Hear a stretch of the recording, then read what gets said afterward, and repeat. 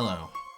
This is episode 16 of the Hate Crime Files, a podcast about crimes typically involving violence, motivated by prejudice based on race, religion, sexual orientation, gender identity, or other grounds.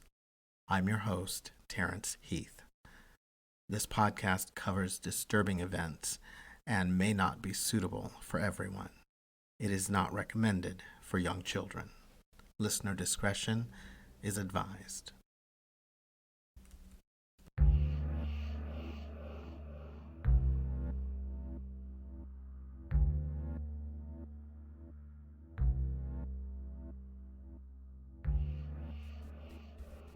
In his 2017 book, Angry White Men, American Masculinity at the End of an Era, sociologist Michael Kimmell coined the term aggrieved entitlement to describe the state of mind of some American white men who become angry to the point of committing mass murder and genocide. Kimmell argues that white men who join extremist movements are part of the downwardly mobile middle class who feel betrayed by the country they love, discarded like trash on the side of the information highway. Mark Ames at Exiled Online describes in even more stark terms the conditions that give rise to aggrieved entitlement. He writes, "Most Americans' lives have grown worse over the past 3 decades. Today, average American male workers earn less than they did in 1979 in inflation-adjusted dollars, while the top 400 richest Americans own more than the bottom 150 million Americans, a wealth gap only found in tin-pot third world kleptocracies and not seen here since 1928. That alone is reason enough to hate. In our society," Ames argues, "there's nowhere for that hatred to go but rightward." Kimmell describes aggrieved entitlement as the sense that those benefits to which you believed yourself entitled have been snatched away from you by unseen forces larger and more powerful. Kimmell argues that the increasing impossibility of achieving the American dream radicalizes some white men who are drawn into extremist ideologies. "White men," he writes, "have been running with the wind at our backs all these years, and what we think of as fairness to us has been built on the backs of others. These men," Kimmell writes, "believe that they are entitled to certain things, power, wealth, sex, and that they are entitled to use violence to restore what they believe is rightfully theirs." The concept of aggrieved entitlement is an emotion I believe many white men feel in the United States, Kimmell said in an interview with Vox.com. They feel entitled as white men to the idea that this is their country, this is their world. What they inherited from their fathers and grandfathers, what they thought was their birthright, was access to money, power, and women. It's not that they expected to have it, but that they felt entitled to it. And so when they see others getting it, they feel like it's an injustice. Kimmell argues angry white men blame the wrong people for their problems, turning their resentment upon women and people of color, for example, rather than the role of corporations and government in stacking the economic deck against them. Nicole Froyo simplifies Kimmell's definition, writing at Medium, "Aggrieved entitlement is when white men don't get what they believed they deserved because it was given to a woman or a minority."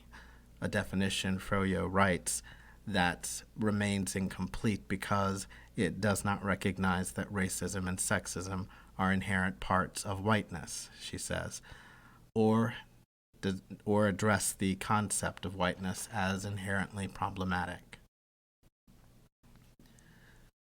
By all appearances, 48-year-old George Sodini seemed to be a pretty successful guy. He was in good shape and reasonably good looking. He owned a car and had a good job. But from his perspective and in his own words, Sodini bore more of a resemblance to the man Kimmell described.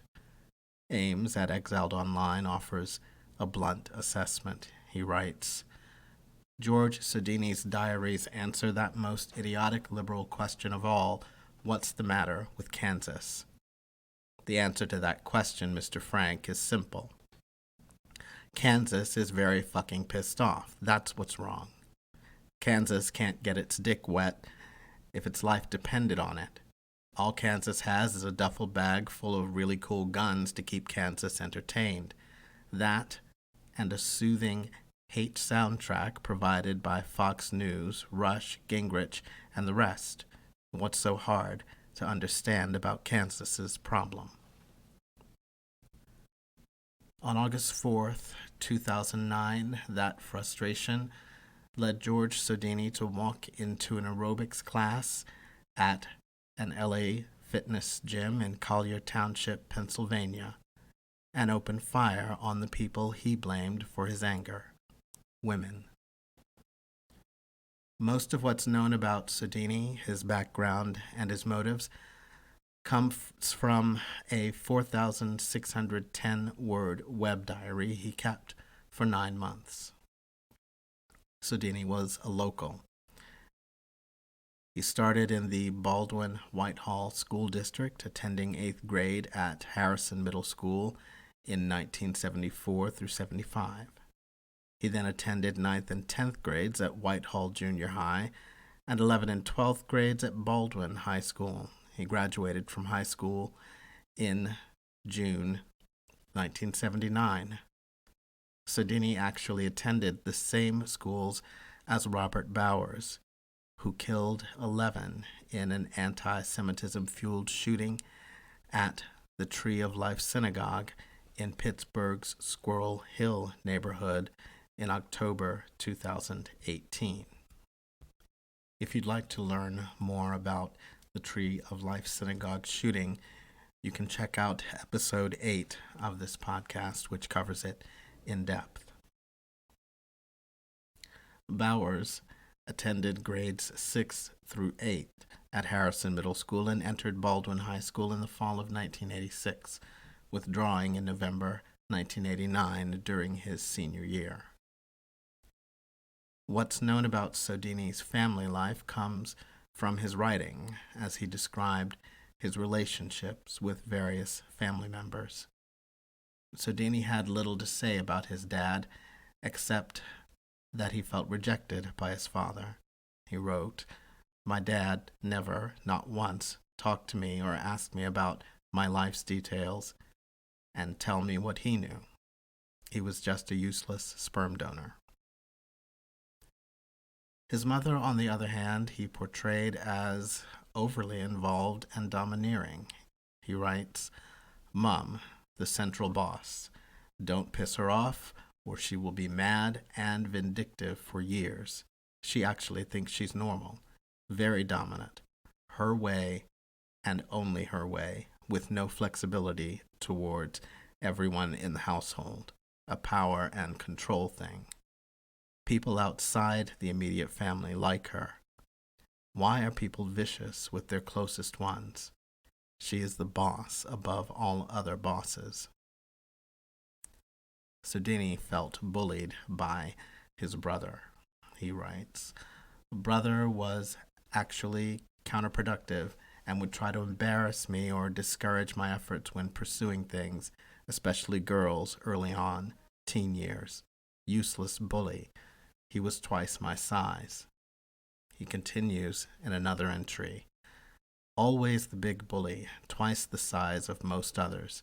When he bullied or harassed someone, it was the other person who deserved it. It was always about him. Way too self-absorbed, too. Still is. Used to like to embarrass guys in front of their girlfriends. Lots of other stuff. Kind of guy you actually love to hate. the biggest, most self-centered jagoff I know. He took those bullying skills into the business world and is doing good financially. He's a big wheel, only in his mind. Most people can see through all his manipulation. He only calls when he wants something. Sodini graduated in 1992 from the University of Pittsburgh with a degree in computer science, and starting in 1999, he worked as a systems analyst at the law firm of K&L Gates. He lived in Scott Township. The best example of Sodini's relationships with women seems to be his acquaintance with Pamela Quillen. In the aftermath of the shooting, Quillen spoke out about her experience with Sodini. "I want his victims and the survivors of those who died to know that George Sodini didn't come out of the blue," she said. Quillen, an electrical engineer, said she met Sodini in 1999 at the Tetelestai Church in Oakmont. He expressed an interest in her early on, but she said she discouraged his advances because she was dating someone at the time. Still, they saw each other at church functions. They didn't date, but they sometimes carpooled to social events. At first, Quillen said, Sodini appeared friendly and harmless. She said he fit into social groups good enough, despite being socially awkward. Church deacon Jack Rickard described Sodini as just one of the guys. However, Quillen soon noticed a dark, brooding side to him. He complained of loneliness, rejection from women, and feeling like a zombie, but refused to seek help. Quillen began to worry about Sodini in 2003 when he discovered that she wasn't dating anyone. He created a password-protected web page dedicated to her. She took offense at false content that she said showed he was living in a fantasy. He thought that was his big opportunity. He thought I would be pleased with it, she said. Quillen asked Sodini to remove the page, but he refused. She sought help through the church and even contacted the police about getting a restraining order after Sodini began to stalk and threaten her with talk about guns. To me, in my mind, it was a distinct possibility that he would shoot me. I wasn't raised to take the threat of guns cavalierly, Quillen said. I was afraid.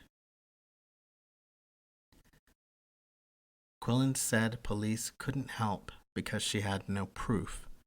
Church members intervened. Deacon Charles Matone said he gave Sodini a letter asking him to stay away from the church for a few months because he was bothering Quillen. A state trooper spoke to Sodini on Quillen's behalf, after which he stopped calling, but she continued to worry.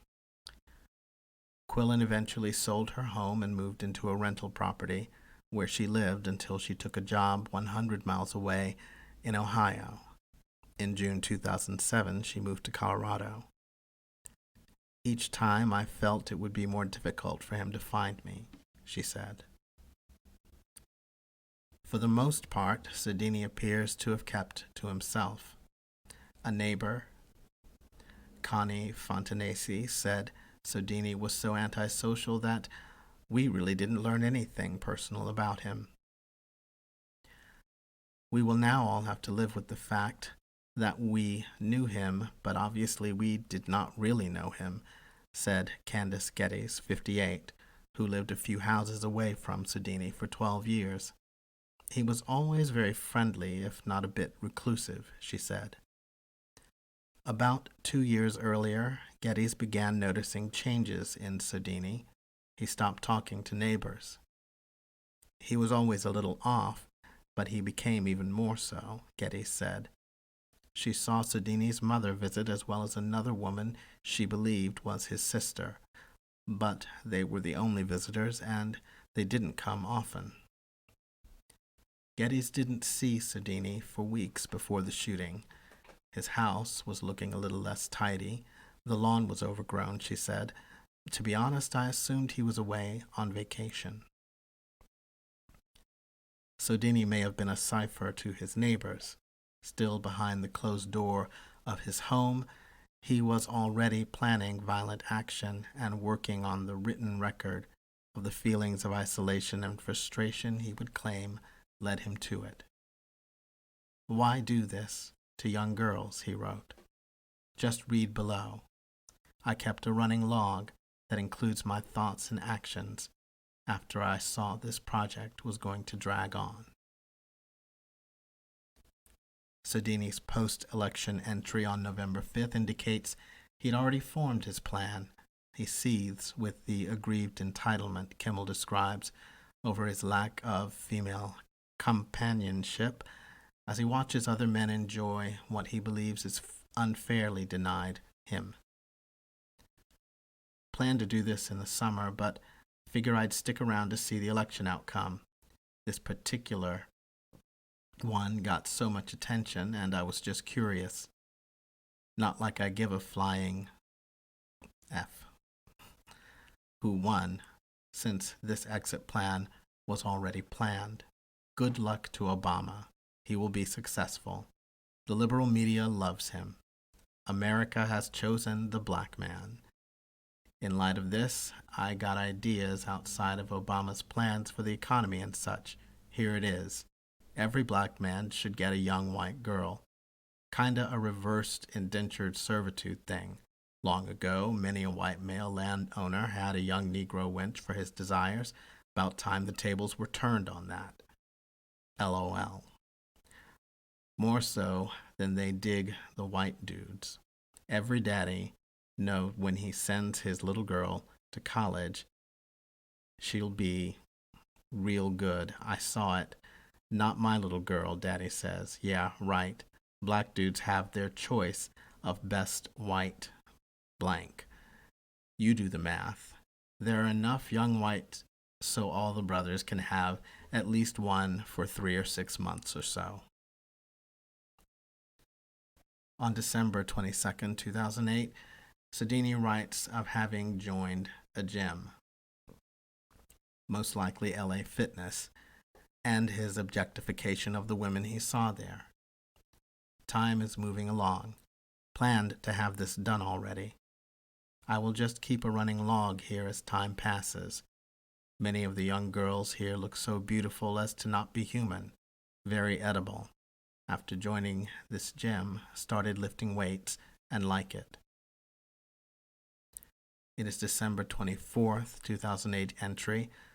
Sodini laments his extended lack of a girlfriend and his failure to find even a sexual partner with palpable hopelessness. Moving into Christmas again. No girlfriend since 1984. Last Christmas with Pam was in 1983. Who knows why? I'm not ugly or too weird.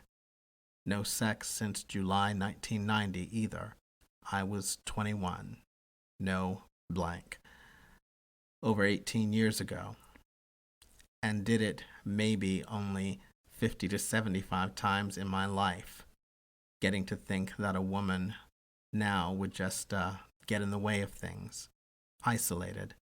I have extra money and enjoy traveling. With my 25 to 30 days of vacation, LA was the best, but going alone is not too fun. Invited to a party on Christmas Day tomorrow. Seems about 15 to 25 people will actually show. I like her parties. I can meet new people and talk. Got the next 8 days off. I should have exit plan done and practiced by then. I know nothing will change, no matter how hard I try or what goals I set.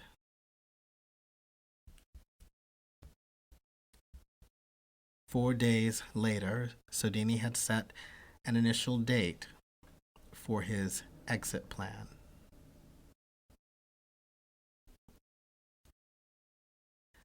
January 6th, 2009. An entry on December 29th reveals Sodini's sense of hopelessness stems from his extrapolating rejection by some women into rejection by all women. It's not just romantic and or sexual companionship Sodini desired. He also saw women as a means to gain status, both with other men and society in general. He wanted the boost he perceives a man got from having a woman on his arm or in his bed. He wrote, "Just got back from tanning. Been doing this for a while. No gym today. My elbow is sore again. I actually look good. I dress good, am clean shaven, bathe, touch of cologne. Yet 30 million women rejected me over an 18 or 25-year period. That's how I see it. 30 million is my rough guesstimate of how many desirable single women there are. A man needs a woman for confidence. He gets a boost on the job, career, with other men, and everywhere else when he knows inside he has someone to spend the night with and who is also a friend. This type of life I see as a closed world with me specifically and totally excluded. Every other guy does this successfully to a degree. Flying solo for so many years is a destroyer. Yet many people say I'm easy to get along with, etc. Looking back, I owe nothing to desirable females who ask for anything, except basic courtesy, usually. Looking back over everything, what bothers me most is the inability to work toward whatever change I choose." On January 5th, 2009, the day before he intended to put his plans into action, Sodini writes of a woman he speaks to at the gym. "Was at the gym to lift. Very crowded. Tomorrow should be good. There's a woman there that gives me a certain look every time I am there. I decided to walk over and make a comment about the crowds, but she left when I finished the exercise. Better that I do not get sidetracked from tomorrow's plans anyways. Life is just playing games, 1 or 2 dates with her, then the end." Sodini's hopelessness seemed to have deep roots in perceived rejections in his youth, and again extrapolates those rejections to all women. He writes, "No matter how many changes I try to make, things stay the same. Every evening I'm alone and then go to bed alone. Young women were brutal when I was younger. Now they aren't as much, probably because they see me as just another old man. I see 20-something couples everywhere. I see a 20-something guy with a nice 20-ish young woman. I think those years slipped right by for me. Why should I continue another 20-plus years alone? I will just work, come home, eat, maybe do something, then go to bed alone for the next day of the same thing. This is the Auschwitz syndrome, to be in serious pain so long one thinks it is normal. I cannot wait for tomorrow." But the next day would hold more disappointment for Sodini as he failed to carry out his plan. He wrote, "It is 8:45 p.m. I chickened out. I brought the loaded guns, everything. Hell." A few months later, in an April entry, Sodini gives voice to the economic stressors that both Kimmell and Ames referred to as he worried about the outcome of impending layoffs at the law firm where he worked. "Early last month, we had our second general layoff. I survived. First one was in November. When I began 10 years ago, that used to be a nice place to work. I understand the need to reduce staff when times sour, but this is out of proportion to the economic problems at this time. The economy is shrinking by about 4 to 5%. They decided not to pay Christmas bonus. For staff, that amounts to about 8% of yearly pay. Well, okay, plus no yearly merit raise, another 3.5%. That totals to about an 11% cut, plus 2 layoffs of 5% staff in each case. Do the math. I know this firm is using this downturn as an excuse to take advantage of a bad situation and kill jobs unnecessarily. The second layoff people who actually did work were let go. We all need to pick up the slack so the company can cut beyond what is necessary. He continues, I predict I won't survive the next layoff. That is when there is no point to continue. Right now, life is bearable and I can get by indefinitely. Something bad must happen. The paycheck is all I have left. The future holds nothing for me. 25 years of nothing fun. I never even spent one weekend with a girl in my life, even at my own place. Also unlikely to find another similar job. I guess then is when I take care of things. I don't have kids, close friends, or anything. Just me here. If you have nothing, you have nothing to lose. In a May 2009 entry, Sodini is preoccupied with economic concerns, worried that his job will soon end and that he's not ready to re-enter the job market. In a later entry that month, Sodini writes about turning to alcohol after abstaining from it since 1998 to help fortify him to carry out his plan. He began keeping a list of items that will provide motivation to do the exit plan, which he carried in his wallet. Later in the month, Sodini writes of going on an actual date with a woman he met on a bus a couple of months earlier, but it didn't seem to change his outlook. Women just don't like me. There are 30 million desirable women in the U.S., my estimate, and I cannot find one. Not one of them finds me attractive. The utter hopelessness Sodini expressed in these entries suggests that he struggled with mental health issues that could have benefited from professional help. He writes, the problem is, I feel too good now to do this, but too bad to enjoy life. I know I will never enjoy life. This is an over 30-year trend. Some people are happy, some are miserable. It is difficult to live almost continuously feeling an undercurrent of fear, worry, discontentment, and helplessness. I can talk and joke around and sound happy, but under it all is something different that seems unchangeable and a permanent part of my being. I need to realize the details of what I never accomplished in life and to be convinced that the future is merely a continuation of the past, which it has always been. I always had hope that maybe things will improve, especially if I make big attempts to change my life. I made many big changes in the past 2 years, but everything is still the same. Life is over.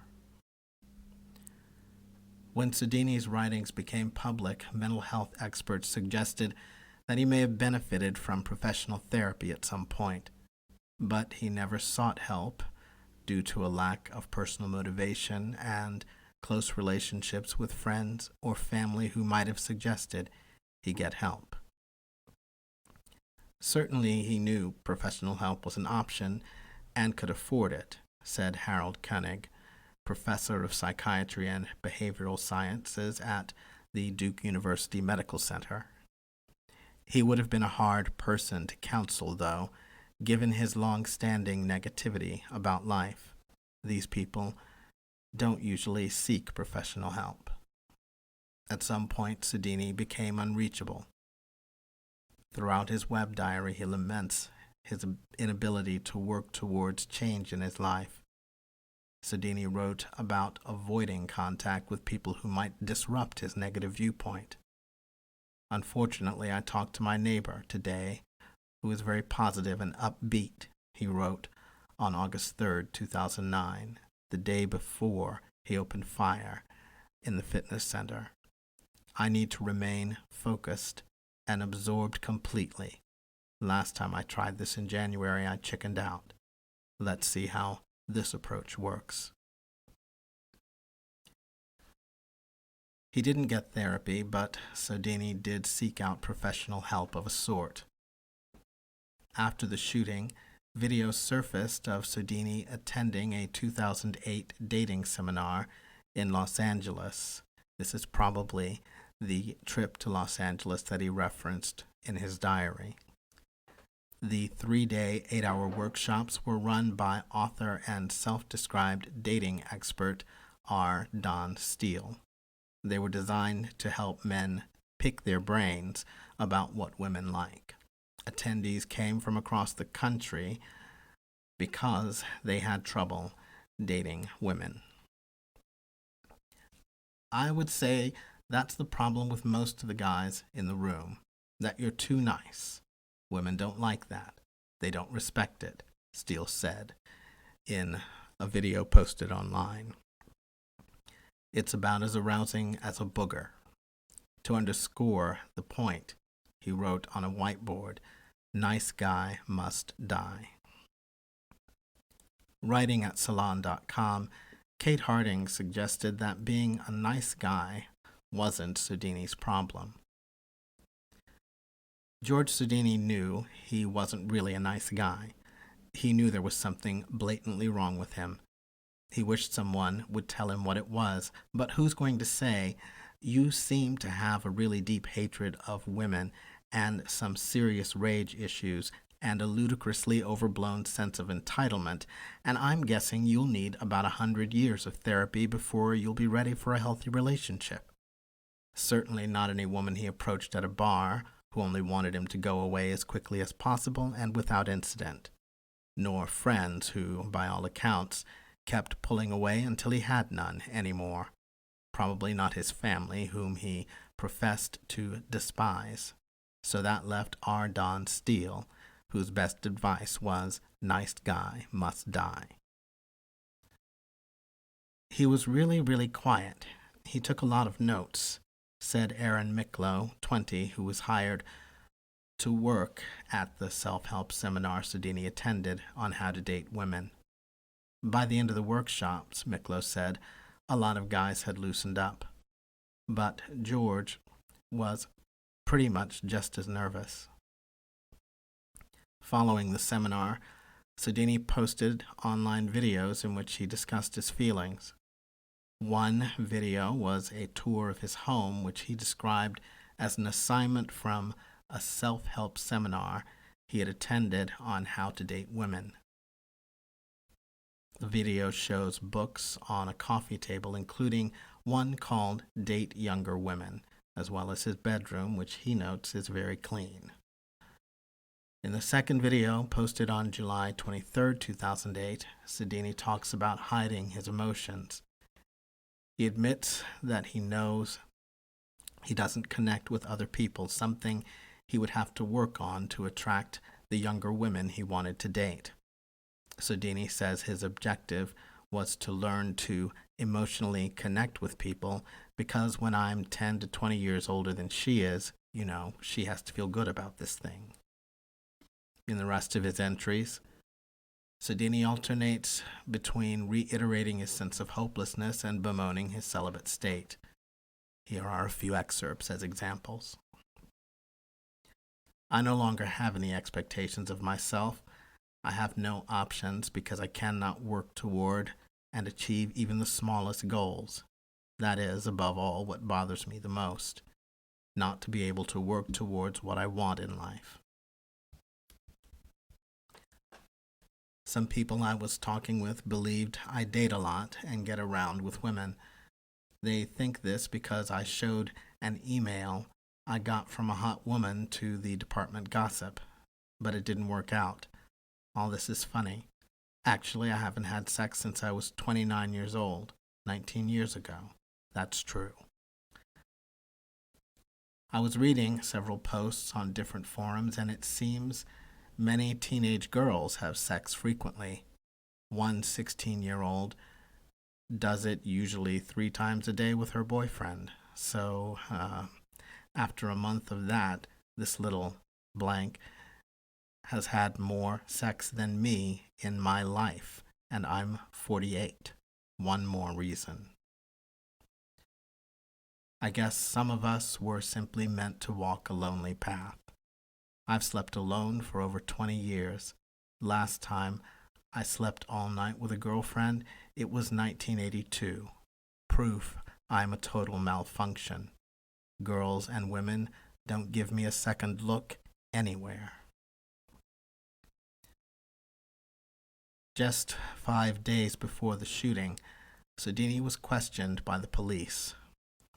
On July 28th, a passenger on the inbound 33X Port Authority bus reported to police that a man seated next to him had pulled out what looked like a grenade from a computer bag. The witness said the man noticed him watching, turned to him and said, "It is real. Do you want to hold it?" He told police he definitely saw it.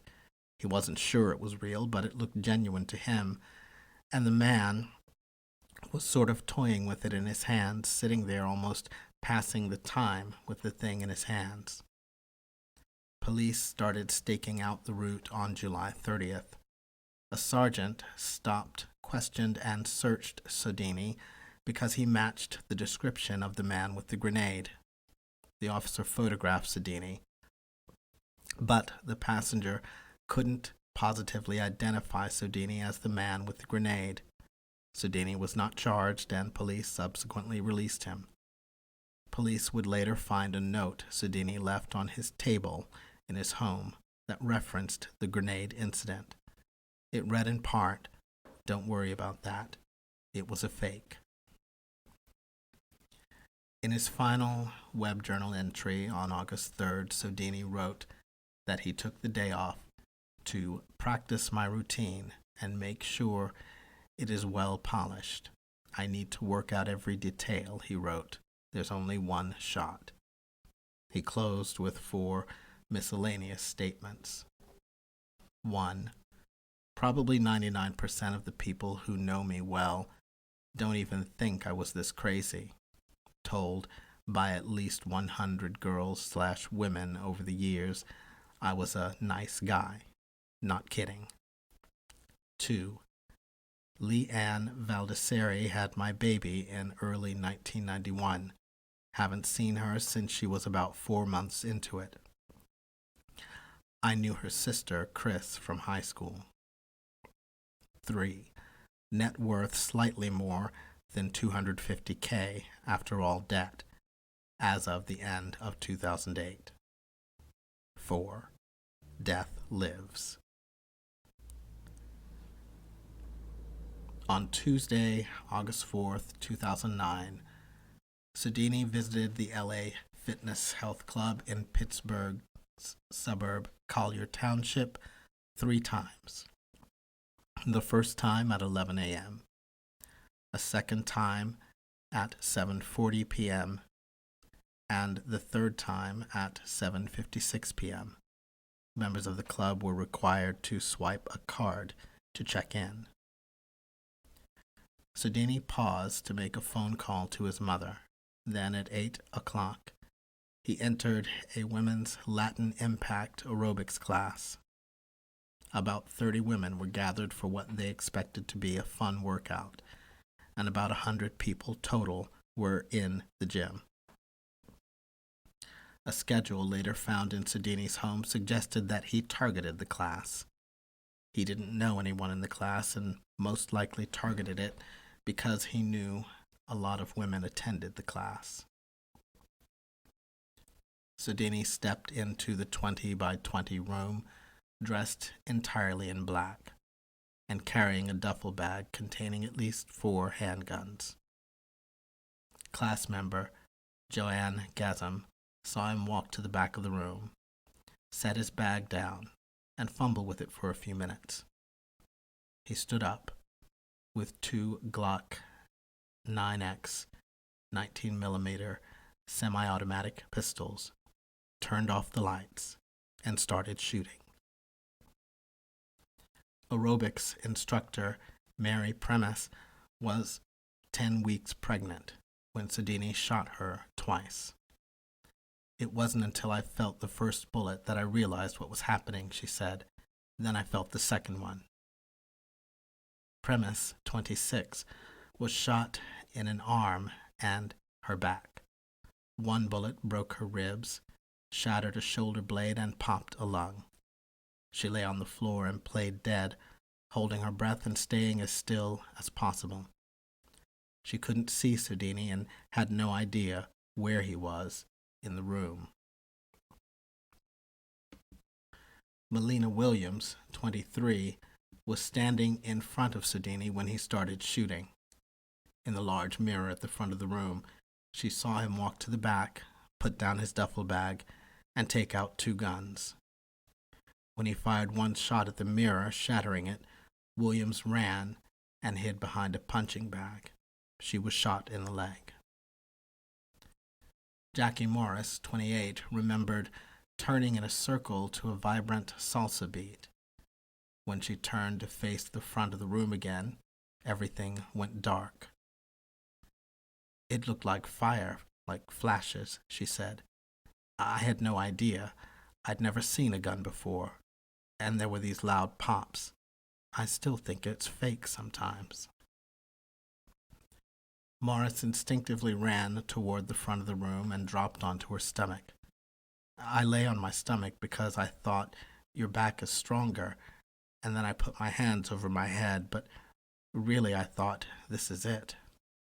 One bullet grazed Morris's torso as she was running. A second shot grazed her right shoulder. The third shot entered her lower back and shattered the rim of her pelvis and lodged near her tailbone. At first she couldn't move, but Morris said a friend of hers, who had been shot in the shoulder, came over to her and urged her to get up. The firing stopped, she said. I kind of figured it was over, and my friend kept saying, he's done, let's go. 44-year-old Loretta Moss had come to the gym for the first time in a couple of weeks. She was exercising on a treadmill when she heard a popping noise. I didn't pay any attention, and the next minute people were screaming, she said. Then she heard more pops. There was like a whole spray of them, I'd say about 15 together. And then people started screaming and yelling and started running out of the building, she said. We laid down, and then after the last set of gunshots, we got up and someone said run. Moss said she then saw 2 young women bleeding, one shot in the leg and one in the shoulder. She said she checked on the pulse of the lady shot in the leg. She was screaming, it's burning, just please call the ambulance, Moss said. Lauren Dooley, 26, was running on another treadmill listening to her iPod when chaos broke out. I saw people flying off the treadmills, hitting the ground for cover, Dooley said. We crawled through the fire escape and I sprinted out the back. Richard Walker was in the area working on oil rigs. He was playing basketball near the exercise room when he heard the shots. The next thing I know, everybody's going, run, run, he said. He said he heard about 12 shots before he started moving and another 8 or 9 as he was leaving the building. He led a woman who had been shot in the thigh outside the building about 50 yards. She just kept saying, he's going to kill me, Walker said. She didn't elaborate. Sodini fired between 36 and 52 shots before he took out his .45 caliber revolver and committed suicide by shooting himself in the head. Investigators later found an unused .32 caliber pistol in his pocket. In his duffel bag, they found a note Sodini left behind hinting at his motives, complaining that he'd never spent a weekend with a woman, never vacationed with a woman, never lived with a woman, and had limited sexual experiences. They would later find more writings in Sodini's home, as well as his web diary. The first 911 call about the shooting was dispatched at 8:16 p.m. Sodini killed 3 women that day.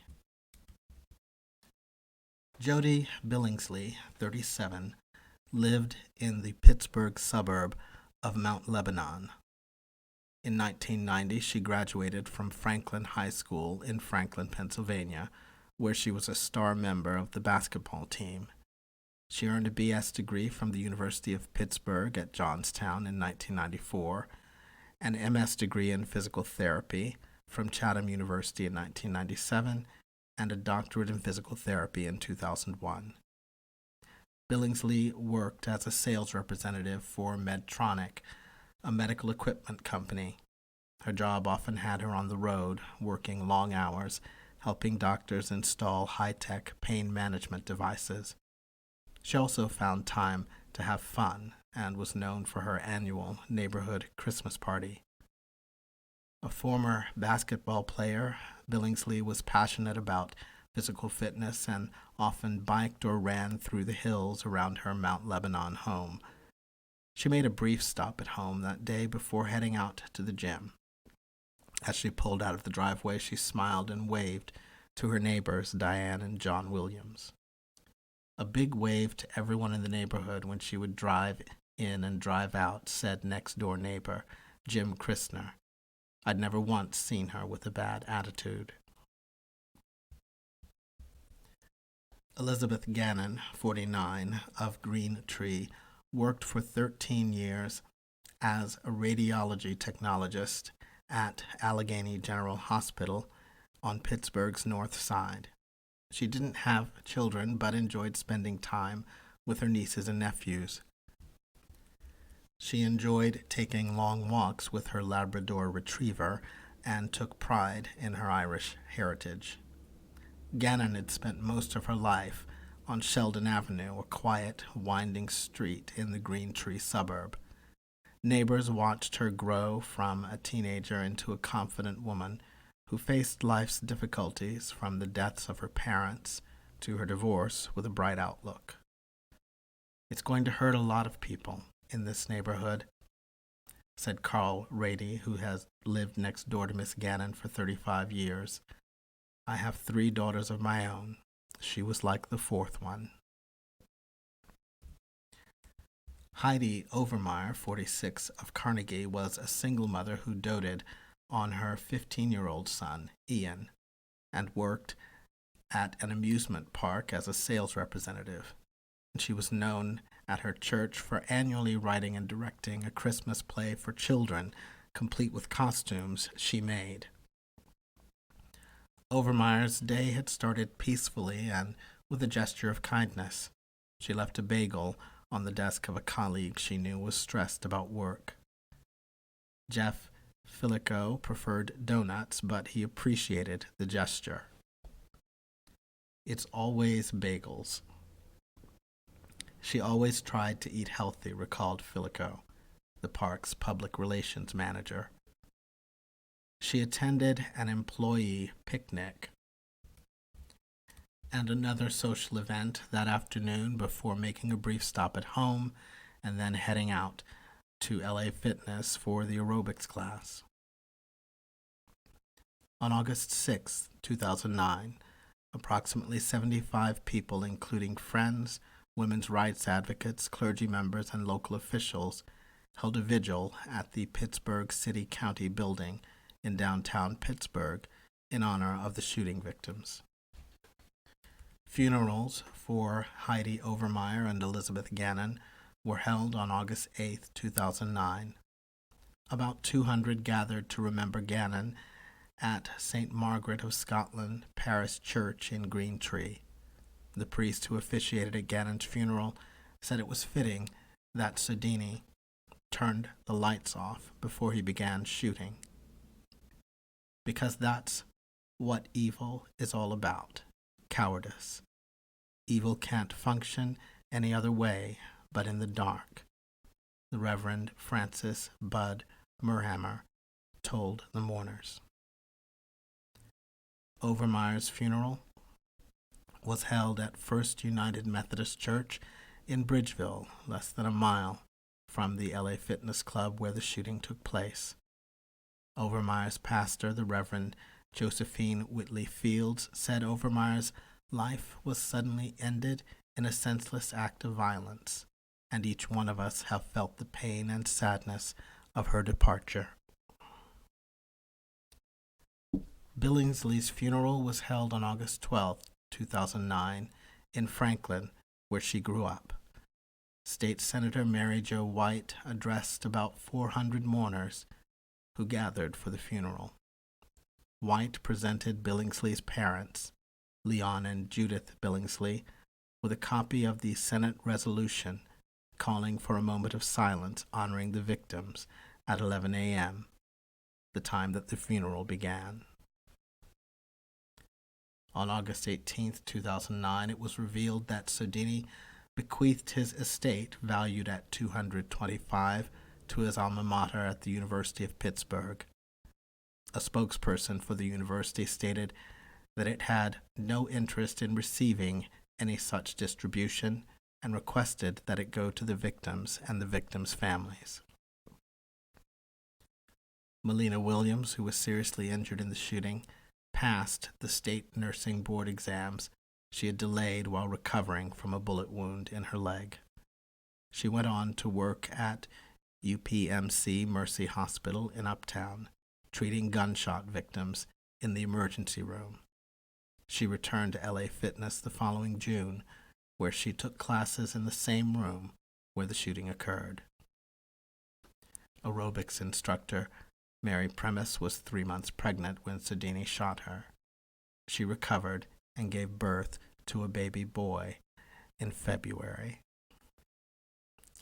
Lisa Fleer, who was wounded in the shooting, survived to give birth to a baby girl due on August 21st. She truly is a miracle, Fleer said.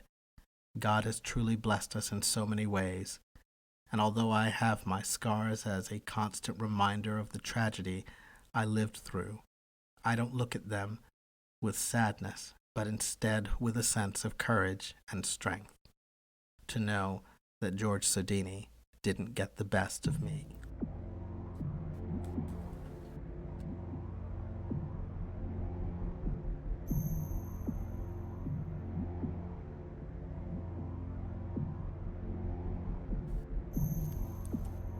The Hate Crime Files podcast is researched, written, produced, and hosted by Terrence Heath. That's me. Thanks for listening. And to all my listeners and subscribers, thanks again for your support.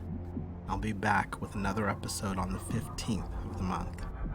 If you enjoyed this podcast and would like to support it, please subscribe, tell your friends and family about it, and consider leaving a positive review at iTunes Podcasts or wherever you listen to podcasts. Until next time, be careful out there and be good to each other.